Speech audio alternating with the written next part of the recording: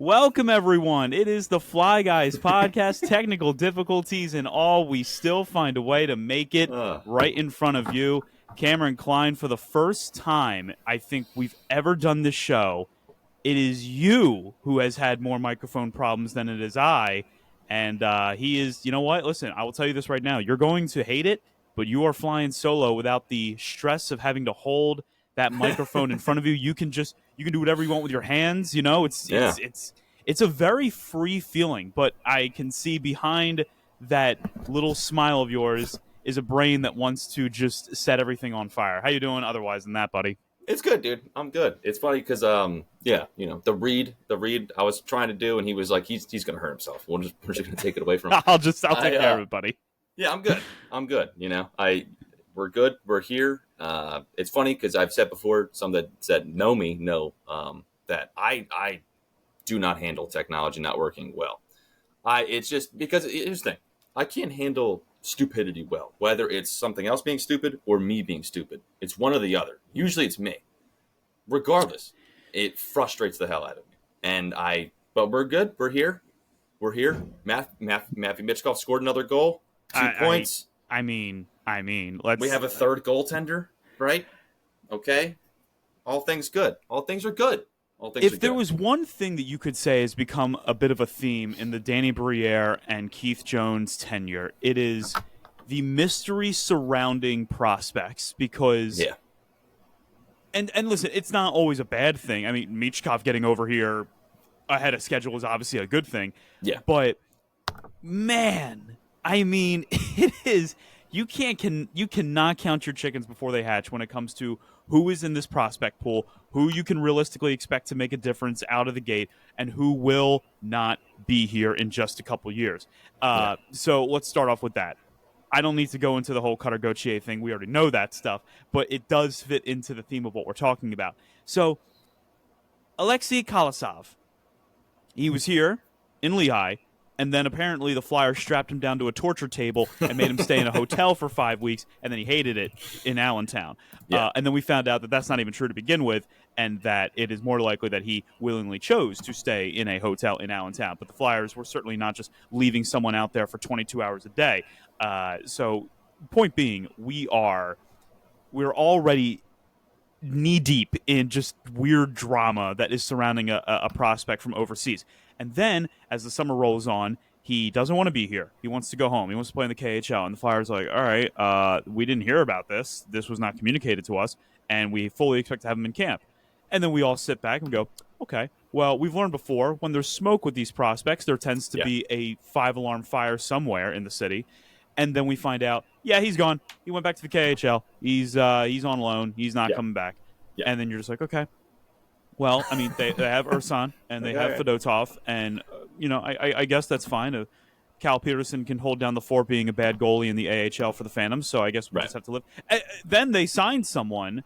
I cannot pronounce his name, but I know that his last name does end with the word Niemi, which reminds me of Antti Niemi, the Chicago Blackhawks Stanley Cup winning goaltender. So we're good. So yeah, I know we're already off to a good start.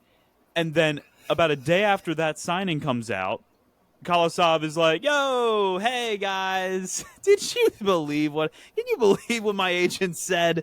Yeah. Oh, my gosh. Yeah, I didn't get the invite. Where was, I was on the tarmac for like the last 3 weeks trying to get to camp. I'm good to go, though. Like, can I play, Coach? Torts? He probably just didn't hear me. That's probably what happened. I mean, that's kind of how it seems, right? Yeah, what is it? His agent said, what was the quote? Alexei is enthusiastic about joining the Flyers for the upcoming training camp. All previous concerns have been thoroughly addressed and are now resolved. I bet they are. Yeah, and let's be honest, dude. Like we saw Danny Briere, he was not mincing words, which is what we love so far about him. Everything is accurate and transparent, and he straight up came out. And he was just like, I don't know what else we got to do. And I was like, you know what, Danny, you're right. If you're I wouldn't call Kolosov a high profile prospect. Definitely one of the upper ones in the Flyers organization for sure. And especially given the goaltending woes recently, and then of course Carter Hart losing to the scandal, and then they're in need of goaltending help. Yeah. Well, most certainly. Two things though. They signed this other guy, And then Sam Urson also pitches a shutout in his preseason debut Look great. against the New York Islanders, which he looked great. I thought the Flyers' defense looked pretty good too in the process. And he's like, "Oh, I might not have as much of a leg to stand on as I thought I did." Yeah. So he That's how it comes seems. back. Now I am hopeful, as I'm trying to like readjust my AirPod. I am hopeful that he will see some ice time. I did see on Twitter, I think looking back on it, it was clearly a joke, but about, I don't know, an hour after it was announced Kolosov was going to be coming back, some guy was like, is he going to play tonight? If he's not, then why is Torts punishing him? And I'm just like, that's more funny than it should be, because I Yeah. absolutely believe someone would unironically believe that Torts would be like, yeah, you know what? As punishment for not coming back, I'm not going to play you in the preseason. It's I all him, dude. 100% believe he would do that. It's all Torts. It's always Torts' fault always Torts. every time. And that's the thing. The thing is too is like he does that on purpose. Like he said that where he's like, I'm going to bring the heat onto me rather so that it's not on the player. Like that's why he's boisterous. That's definitely been his thing for a long time. Yeah. But then talking about an actual game situation, which, oh my God, Cameron, we finally have games to talk about. Yeah. Flyers winners 6-2 over the Washington Capitals just a few days ago, and then they played a 5-0 loss against the Montreal Canadiens. Michkov didn't play, so no one cared about that game, obviously. And then a 2-0 win over the New York Islanders, in which Matvei Michkov accounted for 2 points in the game, was a +2. And I mean, the 2 points doesn't even do it justice. He set up and created so many little mini rushes with just subtle passes. When he was on the board, he finds Morgan Frost. He's down there somewhere. They send it, like a half rank pass to him. He just little tip pass, got a 2-on-1 opportunity. Yeah. And immediately you're seeing what kind of difference he's going to bring to this team and how much more formidable this offense is going to be with him simply being present on the ice. His empty net goal, forget the empty net goal for a second. The first goal, it was a brilliant pass that was to, I believe, was that Sanheim or York? I'm actually pulling it up right now. It was York. It was York. Who fired a shot wide, and then Eric Johnson was right there to clean it up and put the goal in. That does not happen without a really beautiful pass from Michkov.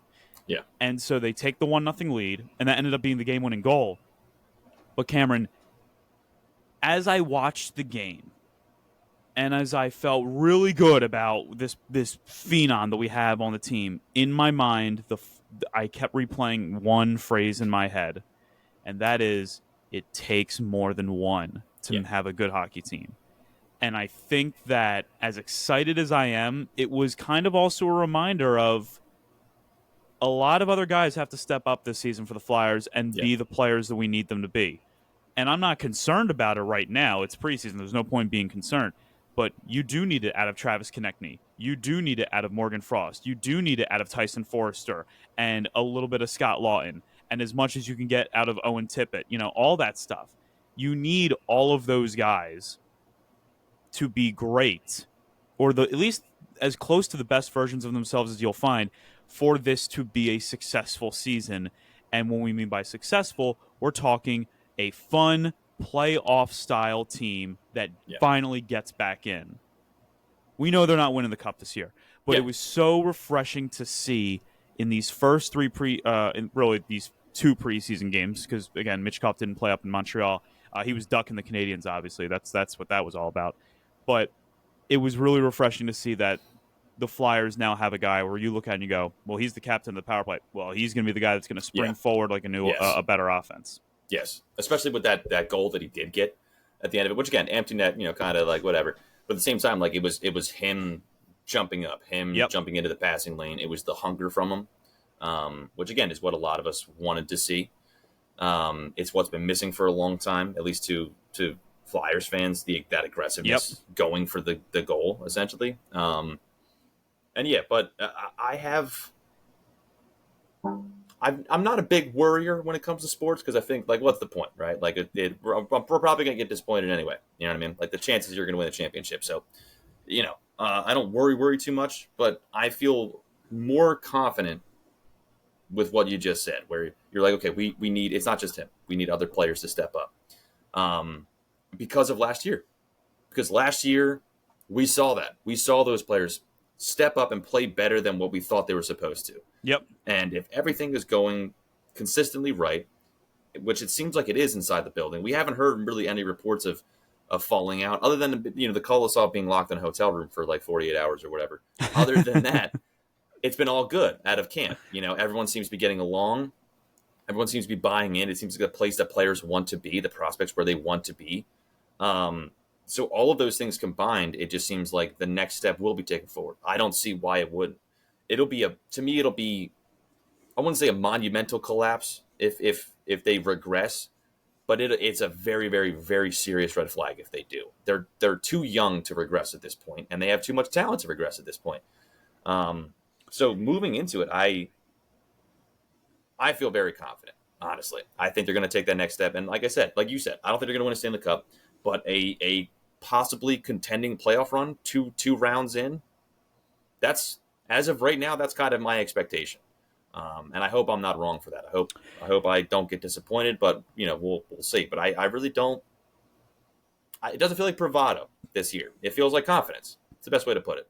Well, and the other thing that I'll point out, a couple other guys that I just wanted to talk about. First and foremost, you cannot ignore the goaltending of Sam Ursan the other day. I think it's really, so the way the season ended last year, Ursan was obviously overused. They were asking him to carry a lot more than he was able to do, and it showed as his play got worse and worse in February and especially March. But there was a time when Ursan was not only playing well, people thought that he had been outplaying Carter Hart and had even deserved to maybe be the number one goaltender. There's a reason why they thought that, and he kind of showed that what he has in the tank, especially when he's not being asked to play 65 games in a season. Right. I think that if you're going to get good goaltending this season, and you're going to get a reliable tandem of Ursan, Fedotov, or even if they bring up Kolosov, if you get a reliable trio or duo pair of goalies, you're going to find yourself in the playoffs because the talent on this team is at least good enough to make it. Yes. We saw how good Ursan can be on any given night. Yep. And the other player that I wanted to bring up was Jet Luchenko. Yes, thank you. They're Cameron. The pressure from this kid. Oh my goodness. I mean, he's making it very difficult to say no. You're not going to be with the roster this season. He is, and it's what you want from a guy who they draft, and everyone says it's a reach. Mm-hmm. Oh my goodness, it's fantastic. 46.2% in the face-off circle. This is an 18-year-old, by the way. And he was a +1. He had about almost 19 minutes of on-ice time. He blocked a couple shots. He had one giveaway. He is an 18-year-old. He was born in 2006. Just to give a reminder as to where Cameron and I were in 2006, we were in the 5th grade. Yeah, I remember. 10 years old. Never forget. Yeah. Eagles beat the Giants in the playoffs that year. And so this kid is bucking to be the youngest Flyer to make his debut since, I believe, it would be Dinas Zubris, who was about that age when he made his debut with the Flyers way back in the 90s. And for what it's worth, Dinas Zubris, although I don't think he wasn't like a legendarily great player, he played in the NHL for like 20-plus years, I believe. So, with all that... He would be. Because I was looking, because Coots, I remember, was 18, but Coots was born in December. Luchenko's a half a year younger than... But where Coots would have been? Where Coots would have been, yes, thank you. Wow. So, yeah. So, to say that, this is like extremely exciting that, again, I'm not even sure that he's going to make it with the Flyers, at least in this season. But the fact that he's making it that hard for them to make a decision tells me that there's a chance that even if he doesn't make the opening day roster, he may very well end up with the team at some point in the season. People will say, like, oh, I didn't really notice Luchenko the other night. Like, he didn't really do anything to stand out. I'll tell you what, 18-year-old that's not doing anything to stand out, you might say it's not that impressive. 18-year-old that's not, doing terribly against guys like, Pellick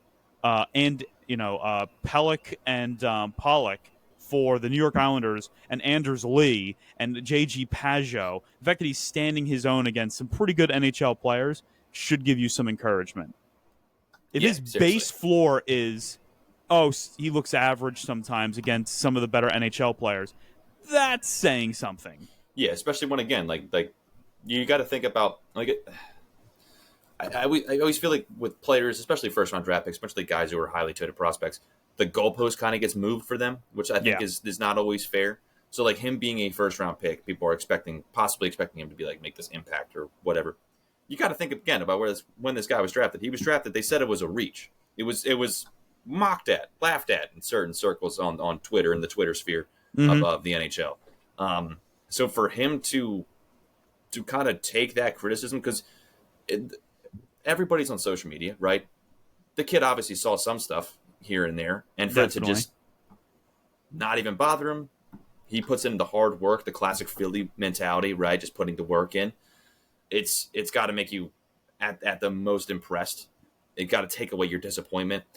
You can't look at him and expect him to score the way Matthew Michkov is, right? One, not the same player. Two, different prospect, different ages.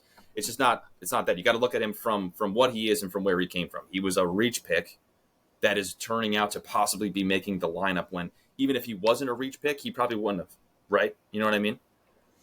Just as a reminder, as a 17-year-old in the OHL, he had 74 points in 68 games. There's pedigree to this draft pick. I know we didn't get Dmitriev. I was just as hopeful as all of you were. Right. But I never thought Luchenko was as much as a reach as others made it out to be.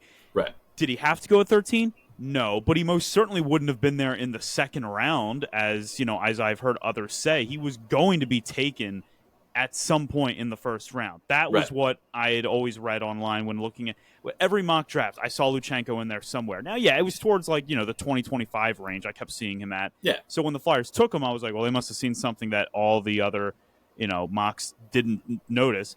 And hey, if they're wrong, then criticize away by all means. But I will also say this. He's making it tough on John Tortorella. Mm-hmm. I don't think John Tortorella had any intention of having this guy on the opening day roster because, why would you? What, your centers are set. I look at Jet Luchenko and I'm thinking, he might be the best center on the Flyers right now. He might be. I'd like to think maybe Morgan Frost is better, but it's close. It's closer than it should be. What does John Tortorella love more than somebody challenging him? Than somebody making his life difficult? John, he loves it. He lives for it. So that's why Morgan Frost is still a Flyer right now.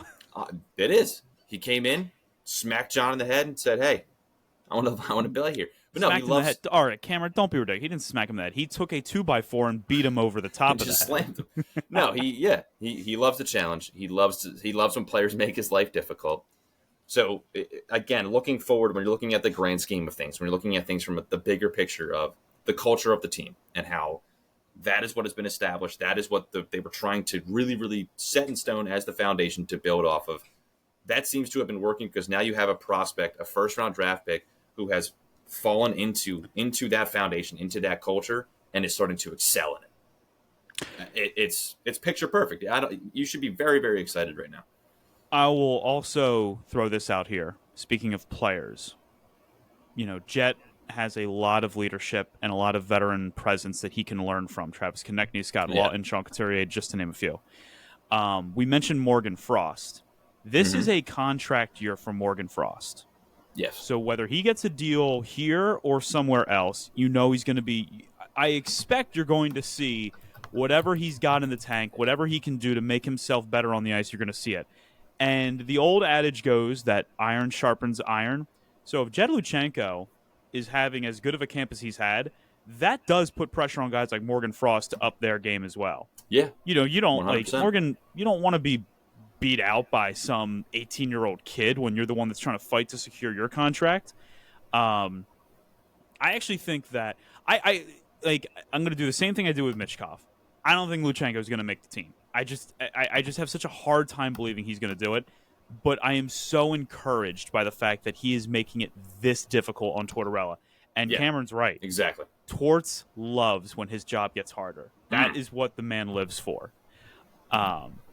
Another player I wanted to talk to you about. Yes. That this is not going to be nearly as endearing. Did not know Oh no. before it was mentioned to me that Ronnie Attard is like 26 years old. Same. And then I saw he was put on waivers yesterday, I think, right? Yeah, Yeah. because he stunk and he has not had a good camp. And you know what, Cameron? We've been doing this thing where we call up guys like Jennings and Attard to the team. We did this all a lot last year. Yes. Seventh D-man stuff. Yeah. I actually, not saying I don't want Attard to have an NHL career, but I was like, you know what? I'm glad they could make this call immediately and just say, nope, we don't want you on this team right now. I get that though, because it's a sign that the standards on the team have risen now. Like it's a different team than it was last year. They came within an earshot of making the playoffs. Yeah. If you're going to be on this team, you better be doing something that gets you from within an earshot to over the line and into the playoffs. Yes. Cam York had his best professional season last season. He's showing up strong for camp. He's looked fine. Travis Sanheim had a great start to his season, and then he reverted back to being Travis Sanheim. You got to get more of Travis Sanheim. If you're going to be on this team, Adam Jennings, you better get yourself right with the coach, and you better make yourself valuable. Attard is who he is. At 26 years old, you are done developing as an NHLer. You're never going to be more than what you are. No, especially if you spent pretty much most of that time not in the NHL as much. You know what I mean? Like the rare occurrence of Sean Couturier where he really blossomed at 27, 28 years old. He spent that entire but like Sean Couturier might not have been like there are plenty of guys in the NHL, forwards I'm referring to, that aren't offensive standouts but still belong in the NHL. And you knew that Sean at least belonged somewhere in the NHL. The frustration was where the goal's coming from, and then he finally started to put it together. Very good point. Jennings is 24 years old right now. Yeah. So you might have a little more to give at this point, but not much. Like at 24, 25, that's pretty much when you're like, all right, this is pretty much what you are. This isn't the same as like the NFL. It's like, oh, he's 25. Wait till he's, in his prime. It's like, no. At like 21 years old, you're entering your prime as an NHLer. That's how it is. Yeah. So there is a lot of waiting and watching to do with what this roster is going to be. It's exciting, Cameron, and I think it's time that you and I start talking about to our beautiful, lovely listeners. It's time to set the expectation. It's time to lay out the Justin Goodhart, Cameron Klein seal-approved expectation of being a Philadelphia Flyers fan this season. Okay. I'm going to list off some players to you, and I want you, in the elegant way that I know you can, to talk to our listeners and talk to Philadelphia out there as to what we realistically should be expecting from these guys. Okay. Because I think all too often we get maybe a little too ahead of ourselves on certain guys that we might be hopeful about. Maybe we're, a bit blinded, maybe a bit the way Cameron is with Joel Farabee, just saying. Yeah. And if we're going to have fun this season, we need to set an expectation. Right. I will start off by simply saying this. Expect to lose every game. You live your life so much more happy. I was waiting for the Eagles to lose by 30 points on Sunday, and I had so much fun watching them hilariously be dumb against the New Orleans Saints. And at the end, I was like, and they won. Yeah. Cool. That was a tough game to watch. But what's fun about this is I have not done really any hardcore research about most of these players. So when you bring these players up to me, this is first right off the rip. Just like the listener, we'll go through it together. But you're right, dude. It is a lot more fun when you're expecting every game to lose, which is how I'm expecting the rest of this Dolphin season to go. What's the players, man? What do we got? Hit me. Yeah, I'm sorry about that game in Seattle. I didn't want to say anything to you, but it was a tough one. I mean, it's to be expected at this point. So let's start off with our goalies. Let's start off with maybe the one that we're all kind of waiting to see what he's going to be. Ivan Fedotov. What should be the expectation of Fedotov in your view?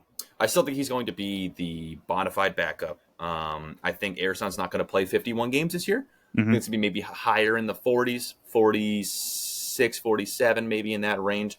You're going to see Fedotov there. I think it is still a little different. Russian hockey, Canadian hockey. It's a little bit different, a little bit faster, a little bit more violent. However, so I think he's going to be inconsistent.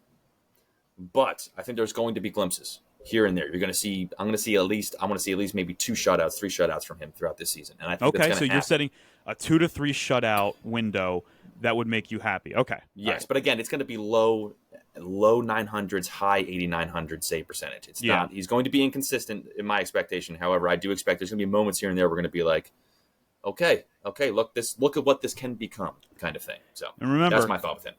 The Flyers are trying to figure out if they want to re-sign this guy because he's 28. He's our age. So. He's well past his prime. Yeah, it's not. It's a quick evaluation. Mm-hmm. And then speaking of goalies, let's turn to the guy who's going to be the number 1. What is your expectation for Ersan? I expect him to be a little bit better than he was. He ended last year with I think an 8.90, right? And it was like high. And remember, 2.9. he was in the 9s for a lot of the season, but man, when he fell off, it was a hard fall. I believe he was 8.9. Yeah, 8.90. It was an 8.90 by the end of the season. Yeah, 2.82. But again, like I said, I don't expect him to play 51 games. I expect him to be a little bit lighter load. I think the defense is going to be better as well because I'm expecting some of those guys like like Cam York, some of the other ginger guy, like some of those defensemen. I expect them to step up a little bit more. So I do expect his numbers to look a little bit better. Again, he's not a world beater. I'm not expecting him to be 910 necessarily, but 905. You would with a 2.7. That I'm okay with. With those 2 goaltenders, that is a tandem. I'm fine with that with where they're at. And then we're going to be mainly sticking with guys that we are for sure saying are going to make the team and veteran. Really, this will be like veterans and guys that we know will be on the team. So let's go immediately to Cam York. Cam York, oh boy, good season last year. Definitely the best Flyers defenseman, maybe only rivaled by Nick Seeler. Room for growth, or are we expecting a repeat of last year, or what do you definitely think? Room for growth. I mean, he's only 23 years old, so absolutely room for growth. I mean, I think if he does not separate himself from Nick Seeler, which again, not a dig to Nick Seeler, he played great last year, and he's blossomed into a great defenseman. He's blossomed into my favorite contract on the team. Yeah, but if Cam York does not separate himself from Nick Seeler, that is a regression. But I expect him to. I don't see why he wouldn't. Every single thing that he has shown us so far, how he played in youth hockey, how he's playing now, how he's developed, everything is just like, yep, the train is on the tracks for the destination we thought it was going to be. At minimum, top 4 defenseman, probably going to be a top 2, definitely a top 2 on this team. So I think he's going to be great. I'm trying to see. Monot's getting very, very slow. There we go. I'd like to see 40 points, maybe. I'm not dying on that hill. But he had 10 and 20 last year. He has offensive capabilities. Like he can jump it's up. It's the 10 on goals the from last year that one makes me want a little bit more. The fact that he can score 10 goals as a defenseman to me is impressive. Can you get 10 goals and 30 assists this year? Like that's Yeah, which I think he got 20 assists last year. So it's like I don't see why you can't push that a little bit more, especially with guys like Michkov on the team now who are going to theoretically improve the offense. So again, I just expect him to just take another big step forward and be even more exciting. Let's move on really quickly to the forgotten piece of this defense, Jamie Drysdale. He says he's healthy. Yeah. He says he feels more like himself. Even Charlie O'Connor saying, yeah, he looks like he should, and he's looked good. Cameron, I mean, a healthy, good Drysdale could actually be it could be the main difference between a team that's a 2 wild card or maybe even the 2 seed in the Metropolitan if all goes well. He is the prime example of the guy on this team that I would say almost got the Trey Turner treatment, right? Where a couple years ago, what was it, last year or whatever, they're making a documentary about it too. I don't know if you saw that on Netflix. Picked it up, yeah. Don't get me wrong, it's a great story, but documentary, do I want to sit it's down a little for an hour strange and hear the to story? Me. Yeah. Maybe there's more to it. I don't know. So my apologies to those out there who are involved in it, and it might be actually a great story that's worth the documentary. But for those who don't remember, Trey Turner not hitting well about a year ago, and then he got booed, and then he came out, and then they cheered him on, and then he had his first hit, and then he just went on a tear. And turned into the Trey Turner that they gave the money to. Jamie Drysdale comes here as a part of this trade that was just a messy situation in which the Flyers lose the best American prospect in recent memory. Probably since Jack Eichel, I would say. Austin Matthews, probably Austin Matthews. Yeah, probably Austin Matthews, but it doesn't help me to hear that because I didn't even think about it from that. Yeah, okay, we move on. Yeah, I mean, Jack Eichel was an American prospect. Just I know, keep that in mind. Eichel was very good. Yes, he was, and he still is solid. Not what he could have been, maybe, but it doesn't matter. Again, very, very good American-born prospect. The United States, or the Flyers lose him. Jamie Drysdale, big shoes to fill, but he gets this standing ovation because he simply wants to be here. And I was reading a recent interview with him talking about his injuries, talking about dealing with those things and coming back. If this guy stays healthy, he has this chip on his shoulder. He has this extra piece of motivation because for some reason, to him, right, as a stranger to Philadelphia, for some reason, he came to the city that he's barely ever been to. I don't know if he's ever even been here before. And these people have just thrown nothing but love and support to him. And the feeling that I get from any interview that I see him in, any article that I read about him, is that he fully understands that. And he's like, I need to pay these people back. And it's what makes me very, very excited to see him this year. Makes me a big fan of him this year. I would love it to be him and York top two.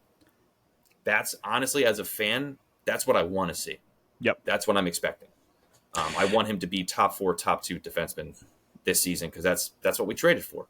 I don't know if that's not fair, but I just think that he feels that. He understands that too. So at this point, it's like I think we're the fan base and him kind of understand each other where we love you, we support you because you came here and you're playing a hero.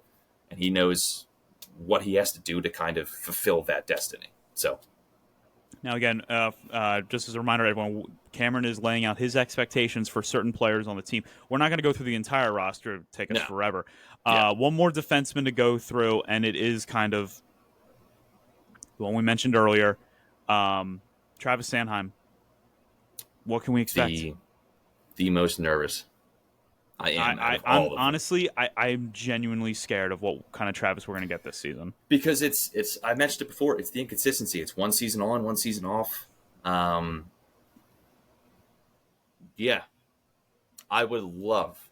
It would be fantastic. It would make the team a playoff contender and possibly more if he was on his A game. If he's on his A game, this team looks different. You're talking about a puck-moving team. You're talking about a north to south from one end all the way to Miskov on the other into a breakaway. That's what you can see if Travis Sanheim is on his A game.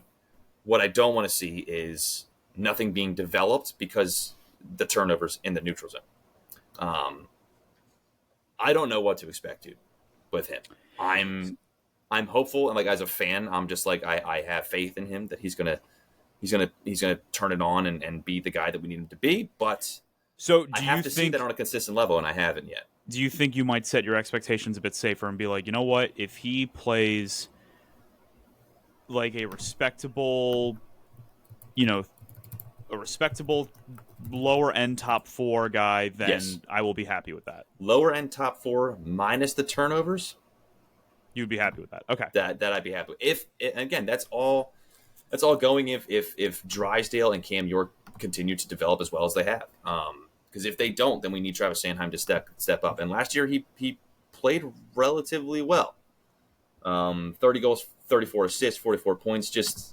It's just the inconsistency in terms of the turnovers that you just want to see get tightened up. Because again, today's modern hockey is the stretch pass down the ice. This team can be great. The talent it has suddenly on offense, this team can be a great team if that can get nailed down. But if not, it can fall apart just as easily. And a lot of that relies on a guy like Travis Sanheim, who has the capability, but has not always been reliable with it. Hasn't been the most consistent. Now we turn to the forwards. And again, I'm not going through every forward, but we'll go through the key ones. Let's start off with your boy. What should we expect out of Mr. Beezer? Oh, when I saw that I know it did something for you. I saw that. I was like, oh, wow. I did not expect that. I didn't expect it either. And it didn't make me happy because I'm like, my boy got the A. But what it told me was that the Flyers are saying to him, Beezer, we know what you can be. And we trust that you can be there. So now the ball's in his court. If he fails this test, it's over, it's done, in my opinion.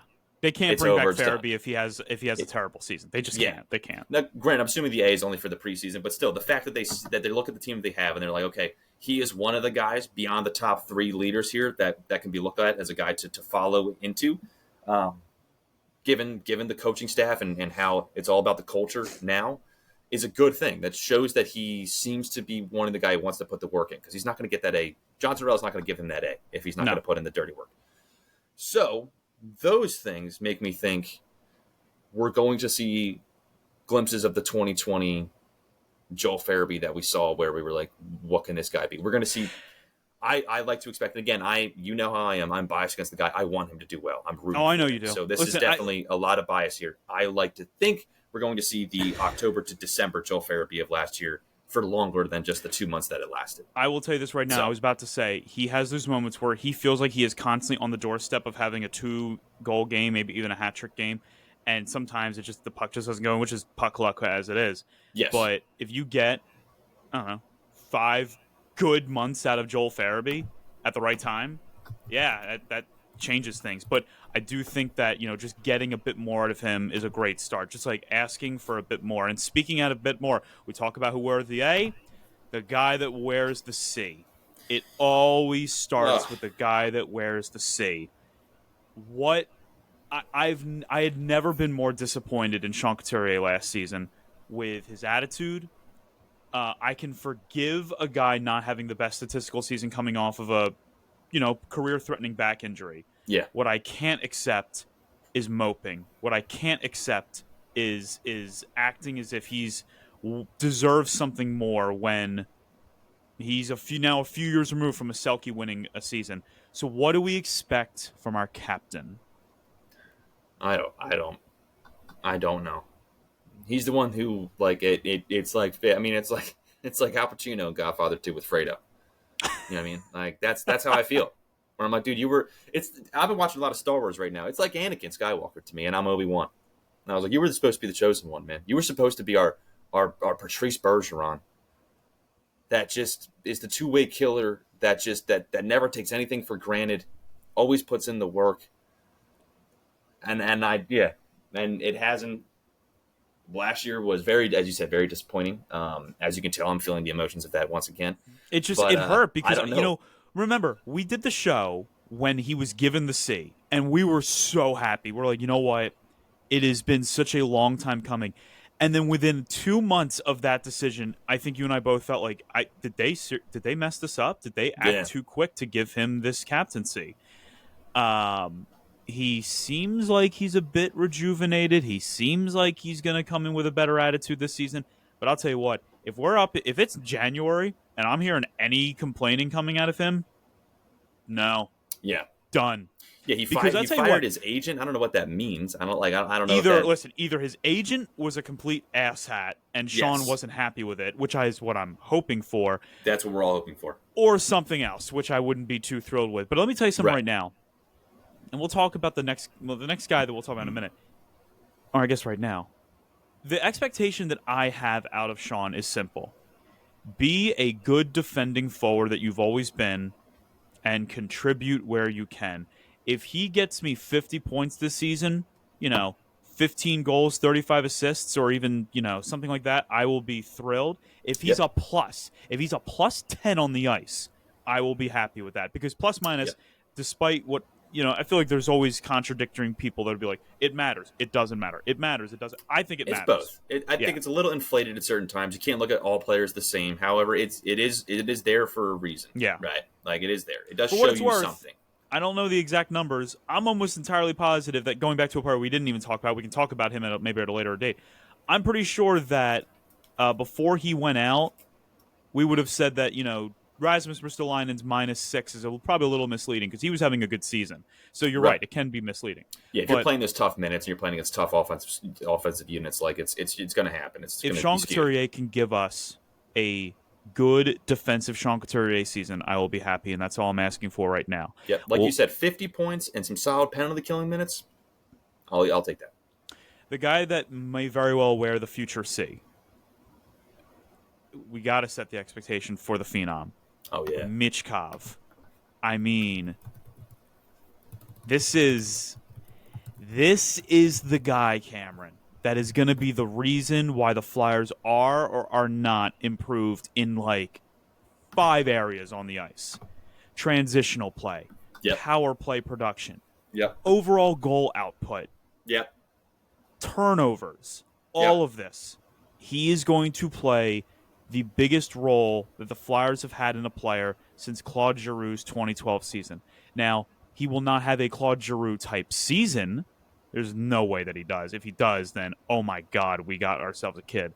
But to temper expectations, I said, would you be happy with 17 goals and 40 assists and like a -5 on the ice? And you were like, yeah, I would take 57 points for a rookie? Yeah, I would take that. Yeah, I would. Is that an expectation you have, or are you thinking a little less? The 40 assists is a chunk. That is a chunk. But at the same time, like I don't want to put too much on him. You know, like Danny Briere said during that press conference, we don't think he's the savior of the franchise. We don't want to put it like that. And I agree, because I don't want to put too much on him. But I'm a fan, so I'm biased, right? Yeah. But son of a bitch, if I was not excited, how could you on not Thursday? Be? Oh my God, man! The first goal that he gets Thursday night. I mean, the kid's played in 2 games. He's got 3 points. And granted, yeah, it's preseason, but it doesn't matter. Like he flew across the world when he wasn't supposed to be here for another 3 years, and even then, it was like, well, he might be a little bit of a project. 3 points in 2 games, right out the rip. One of which, again, playing against a New York Islanders team, which again, it's preseason, but it's a defensive-minded New York Islanders team. Reminder, actually, 2 games, 4 points. He had 2 assists in that Washington game. So okay, never mind. He's got 1 goal and 3 assists in 2 preseason games, which, I mean, you know, like, come on. That's what I'm saying. Like what more could you ask for out of the game? All of a sudden, those numbers that you brought to me a couple of weeks ago are, yeah, those are the expectation. And why would they not be? Is Matthew Michkov going to be a 2 points per game player throughout his entire career? I don't know. The experts are saying maybe. But, I mean, it's so important to set realistic expectations. I am asking, it is. In all seriousness, I'm asking for at least 15 goals. I'm going to set a low bar. Some might say, like, oh, come on, he can get 20. He can. I'm not going to ask for 20 out of the gate. I'll ask for 15.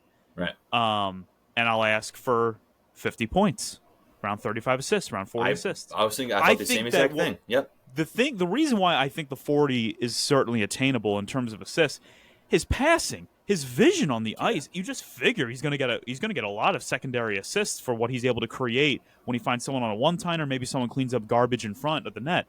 Yeah. Especially got a power play with him and TK, him and Tyson Forrester. Yeah. And then speaking of Tyson Forrester, let's talk about some of the younger guys. Forrester had I was all over Forrester for his rookie season. Everyone should have been encouraged by Forrester for his rookie season.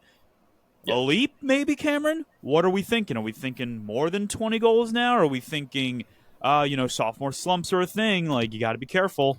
Not on this team.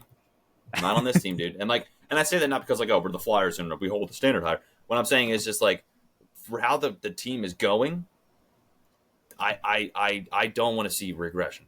There should be no reason for regression. It's not like it's not like he's a young prospect on a team full of bums, where he's lifting the weight. They're all progressing seemingly at the same time, which again is beautiful. That's what we wanted, right? It's working out great. So as a result of that, though, I don't want to see less goals from you. Absolutely not. More assists, maybe. That'd be kind of cool. But at the same time, 13 assists last season, 33 points. He broke even. Honestly, I think one of the more sneaky parts of his game that I don't think a lot of people expected is he's pretty good defending forward too. He can stay with you. He's got a long stick. The sustained pressure from Thursday night that he and that line put together was fantastic. It was fantastic. He's also a guy that it feels like he gets 10 chances a game to score a goal, and he somehow always puts it wide of the net.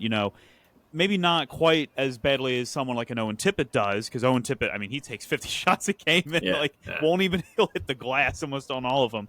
But keep taking them, dude. Keep taking them. No, don't stop shooting, Owen. Do not stop shooting. And then here's we have a couple more, but I wanted to ask you about this one. Noah Cates.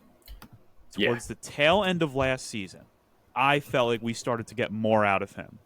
And he was injured for a little bit last season, or he had some injury bug.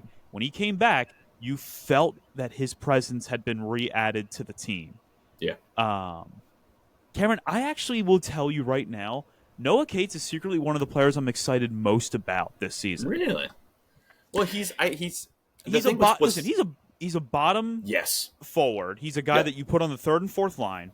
But what do playoff teams all have? They have enough depth on the third and fourth lines to create goals, to get dirty, grungy goals that help you win games. We saw it with Garnet Hathaway winning the game against the Florida Panthers last season. By the way, just as a reminder, the Flyers beat the Panthers 2 times last season. They beat the Tampa Bay Lightning. They beat the Boston Bruins. They beat the Dallas Stars. They beat the Colorado Avalanche. They beat the LA Kings. They beat the Vegas Golden Knights. They beat these teams. Yeah, the best And teams. Noah Yeah. Cates did play roles in beating a team like the New York Rangers late in the season, which at the time we thought was the biggest win of the season because we thought it was going to help them get into the playoffs. Yeah. I think that when you add to this team in terms of depth, Noah Cates is a big part of that depth. I am not expecting 15 goals out of him, but could you give me 8 goals and 20 assists? Could you be that guy? Could you be a guy that cleans the puck out of the crease and then maybe start a transitional rush going the other way?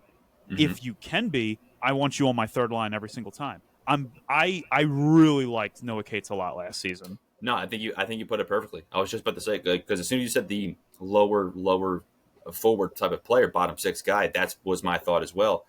Last year, like you said, shortened season, 6 goals, 12 assists in 59 games. The year before, full season, 13 goals, 25 assists.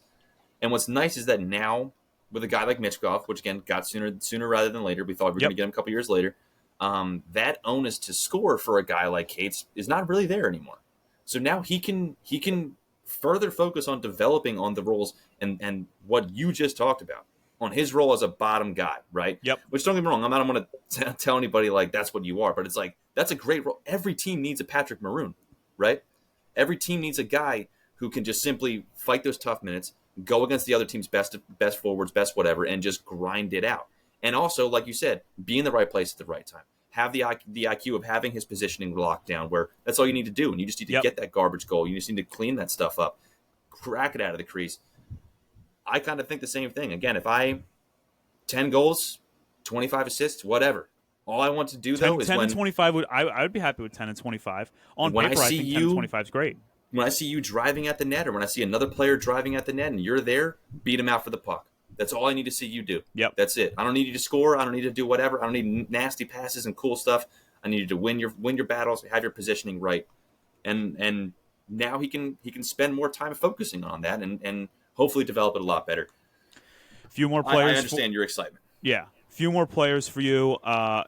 This is a weird one to point out, but I thought his season was so encouraging from just being able to be another bottom 6, a guy you could trust to be somewhat productive. Ryan Poehling, pretty impressive last season. Almost 30 points. Fast as hell. Fast as hell. Definitely the fastest flyer. Yeah. I can't remember the last time I saw a flyer be able to fly that quick. You can't expect him to be a game-changing player, but fair to expect him to be one of those other guys that holds down the bottom 6 and makes the Flyers even through 4 lines. He is a guy where you got the Garnet Hathaway to be the guy scared of in the corner, who's going to battle you, hit you hard, beat you for the puck. And while he does that, you're worried about Ryan Poehling streaming up the ice. Yep. He's that guy who can just suddenly break away. Like you said, he's not going to score a whole lot. He's not going to score 15 goals probably. Definitely not 20. I'm not expecting that from him. But an occasional breakaway where all of a sudden he's a threat and you have to worry about him, absolutely. That's who Ryan Poehling is. He had what? 11 goals to 17 assists last year. He set a career high in goals, assists, points. He set a career high in average time on ice. He set a career high in power play goals. Shorthanded goals, which he had 3 last season, by the way. He set career highs all the way across the board. And so, he's 25. I think people forget he's 25 because he's pretty young. 25, he's done developing at this point, but he's in his prime. So you could expect that he can maintain numbers like that at least through another season in Philadelphia. I Yeah. was very happy when they gave him a contract extension. I thought he deserved it. I thought he had played his ass off and definitely earned it, much like Nick Seeler had earned it in Philadelphia and made me look like a chump for criticizing the excitement behind Nick Seeler a few years ago. Hey, happy to be a chump, dude. Happy I to was be a very chump happy in to that be a argument. chump. Yeah. All right. One of my favorite players on the team, You got guy that I really, really, really, really want to believe in. He fought from the brink of being cast away like every other Philadelphia first-round bust. Morgan Frost. There he is. Number 48, the guy that was given Danny Briere's number, the guy that had to basically hold John Tortorella up at knife point to get more playing time. And in that very next game, then had a goal and assist in a win over Calgary. Cameron, let me just lay out what my expectation for Morgan Frost is. In a contract year, I'm all ears. Morgan Frost had 13 goals and 28 assists last season, but he was a +4 on the ice. So he was better than what he expected. But the year prior, he had 19 goals and 27 assists. Yeah. I'm expecting a 20-goal season out of Morgan Frost. Yep. Especially since it looks like he's going to be playing with Tippett and Michkov. Yep. And more than that, I'm expecting a 55-point season out of him. If you if you get 55 points out of Morgan Frost, not only are you probably re-signing him, but also that is going to open things up big time for the potential that Owen Tippett and Matthew Michkov can have on the ice and how effective they can be. It's going to be a struggle. I think that the biggest thing for Frost is getting off to a quick start this season so his confidence can stay there. Because when he loses his confidence, my gosh, can it be a really rough thing to watch. But when he feels confident, when he believes in himself, and when he's feeling himself too, he's a good player. I was at that Islanders game where he scored with 8 seconds left. He will get in the crease. He is not just a fantastical twirler of the stick. He will get in at the crease. He will push and shove his way to try and get a goal. I need more of that out of Frost this season, and I believe that is something that he's capable of. I think a 55-point season is not asking for a ton out of a player that is still, as a reminder, is still 25 and has a total of 87 points in the last 2 seasons. He had 46 and 41 points. Why can't we get to a number over 50? Yeah, no, I agree 100%. I think you nailed it. I want 20 goals, or if not 20 goals, then I want 60 points, right? Because given the line that he's on. That being said, I look at him the way I look at Travis Sanheim, right? Where I'm just like, to me, I think he's under the magnifying glass more than anything, like you said, contract year. I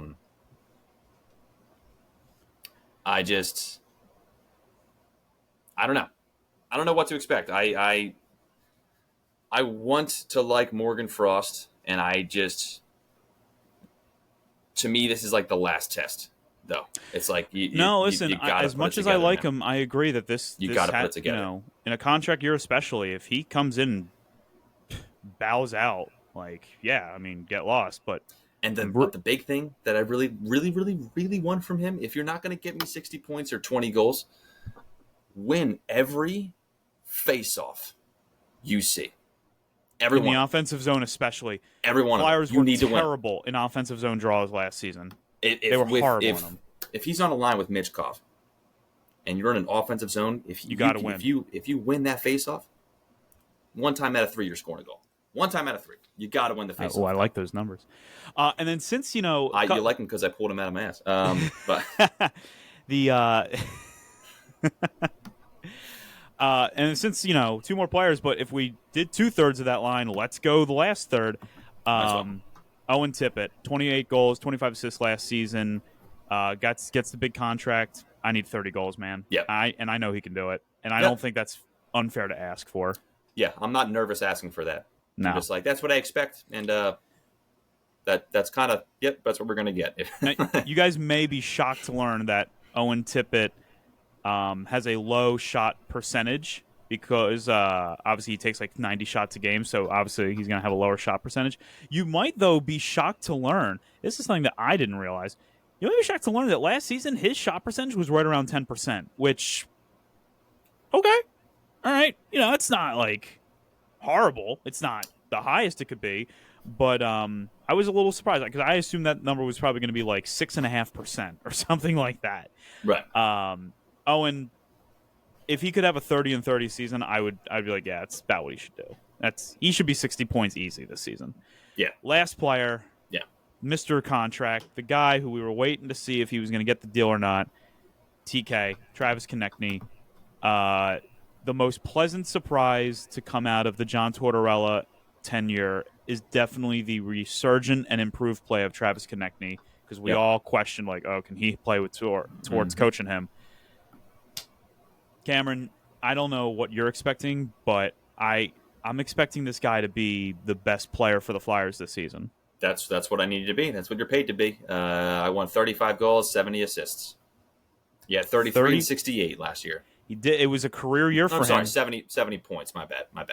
Not. I don't need the 70 assists, but I need 35 goals. I was going to say, points. if he really had 68 assists, that is a number that I totally did not realize. No, yeah. But if you can get me, what about a 40-40 season? 40 goals, 40 assists. That works. Yeah, as long as it's 35 goals, 70 points total. Like that's the basement. That's what I want to see from him. And you might, and for those saying like, I think you might be setting that steep. I got news for you. They're paying him to be that. And they need him to be that. If the we're no longer talking about a rebuilding franchise, by the way. While the team is not ready to win a cup, we need to start seeing the results that are going to be trickling them towards cup contention within a couple of years. So it is fair to place expectations on a guy that is having an 8-year, $64 million contract. Listen, the expectations on Claude Giroux when he was the best player on this team were high, because they should be. Travis Konechny, you're now the best player on this team. I'm not asking to be Claude Giroux, but I'm asking to be the best player on this team. I'm asking you to earn your money, which I think he has. I think he deserves it. I'm okay with the contract, but for those saying like, oh, well, keep it going. And for those saying like, oh my gosh, you're putting these point expectations. Well, someone could have a great season in terms of point production, but not be good on the ice. Yeah, but shut up. There's really no other way to kind of look at it right now. So we have to, obviously the eye test will tell us a bit more, and certain analytics will tell us more. Listen, I don't need him to be a Nick Seeler who's like great during the parts that aren't on the stat sheet. Okay, like we have those. I need him to be the guy who's great on the stat sheet. All right, Alex Ovechkin can't forecheck for shit, but he scores 50 goals a year. That's what I need out of this guy. All right. Speaking of Alex Ovechkin, so how soon into the season does he do it? Like, how many does he need again exactly? So let's see. He's at 853. I think he needs 41. Yeah, he needs 41. That might come toward. That's going to be the end of the season, probably. Yeah, I'm thinking March at the. I will tell you this right now: the reports of Alex Ovechkin's demise were slightly exaggerated, and unfortunately, we might have been a little responsible. He still ended up with 31 goals, which was still definitely the lowest he had in a non-shortened season since going back to 2016-2017. But at one point he had like 8 goals in like February, and I was like, oh, okay, this guy's cooked. We were just like, it's done. He's done. He's retiring. He's done. And then the Capitals were like, all right, how do we do this? All right, I got an idea. Yeah. Every time we're winning and we have an empty net situation, Ovechkin needs to play the entire last 2 minutes. So we got to get some empty net goals. Yeah. So Ovechkin needs 41 goals. Let's do a quick over. March 30th, he has the record over under. It's gonna be that's a Vegas line I've ever heard of. That is very good. That's close. I don't know. I'm going to go under. I'm going to go over.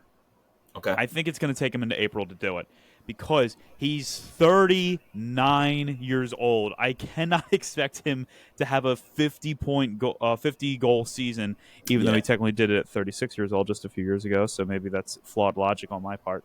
And listen, this is going to be an eventful year in the NHL. There's so many cool storylines.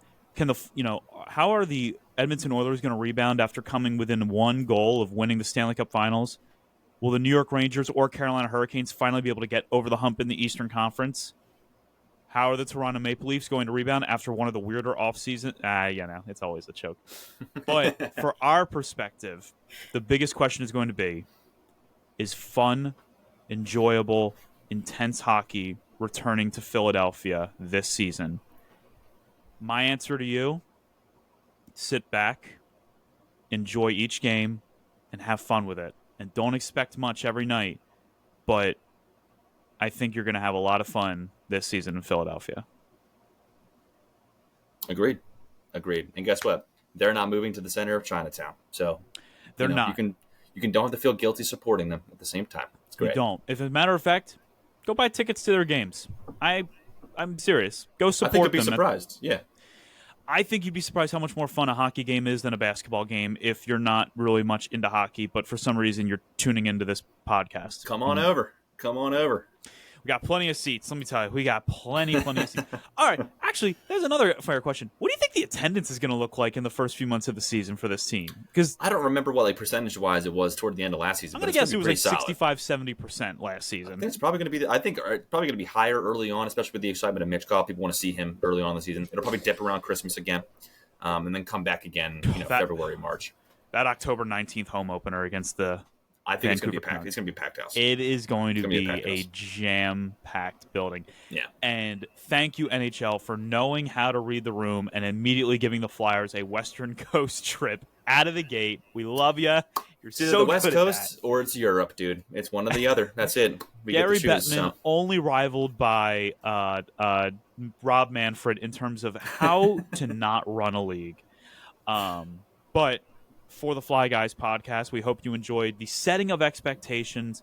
And honestly, if you're not excited about this season, if you're not revved up for October 11th against Vancouver, I want to say, I should know that because I was just looking at the schedule earlier. Hold on. I'm gonna make sure I get this right. Yep. All right. I know my shit. It was Vancouver. All right. Listen, I knew. Yeah, if you're not excited for Vancouver on October 11th, if you're not excited for what this season can be in terms of enjoyability, let me just remind you one thing real quick. Did you watch that Eagles game against the Saints? Get excited. You've got to find something else as an outlet. Sixers will be good as always in the regular season. The Eagles are going to cause problems for your mental well-being. Take it from me. I think I've illustrated very well on this show how miserable I can be during a game. Yeah. And Cameron, you need it as well. You definitely need it as well. I do, especially if the technology issues keep happening on this goddamn podcast. I do. I need a break. I need something to relieve the pressure. So, But so we'll be good. For the Fly Guys podcast, his name is Cameron Klein. My name is Justin Goodard. Be sure to follow us on Twitter at Fly Guys Podcast, on Instagram at Fly Guys Podcast. I'm at Goodhart Justin. He is at Cameron Klein 15. Be happy, be healthy. The Fly Guys Podcast is, of course, presented by Bet Online. And as always, let's go Flyers.